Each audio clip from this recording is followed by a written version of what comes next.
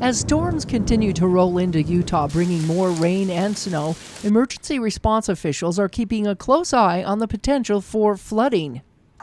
We've been watching the river and stream flows pretty much for several weeks, but this weekend was very, very close. A lot of them were high, a lot of them were close to flood stage, and that obviously changes from minute to minute. We still have additional storms coming, and so we still have those risks that we're looking at going to the future. Still moving into their new location on the 4th floor of the Washington County building, emergency service personnel are ready to respond.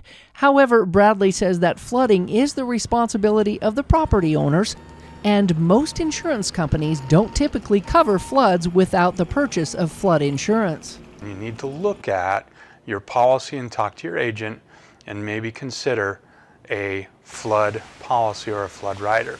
Bradley says property owners should also analyze their drainage systems and make improvements to offset water flow. And if you're in low-lying areas, sandbags may be an option. All of our vendors around town, Home Depots, Lowe's, those type of places, the hardware stores, they all sell them. And if you think that you're at risk, you ought to think about getting those ahead of time. Yes, Washington County does stage sandbags at fire departments, at the county fire departments, but generally when that's happening, it's almost too late. And if you haven't done something on your own ahead of time, you could be in trouble. The key, according to Bradley, is to be prepared.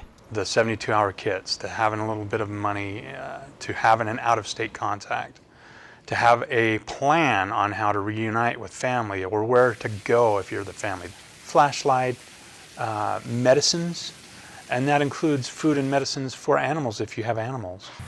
And beware of floodwaters, especially as they begin to rise on roadways. If there is active flooding and you're around that, don't drive through roadblocks. Don't drive through flowing water. And again, if you're in that situation and it's already too late, seek that high ground. Stay away from it. Don't drive through it. Really, in a lot of cases, especially with small cars, it only takes inches of water, less than a foot of water in a lot of cases, to move a car. And you do not have to wait for messaging from public safety to evacuate. If you don't feel safe, evacuate. But perhaps the best way to keep informed is to make sure you are registered for emergency reverse calls. We want people to sign up for Reverse 911. We have a dedicated text line that you can get flood information. If you will text WCFlood to 888-777, you'll get dedicated flood safety or flood information if there is active flooding, which we hope there won't be.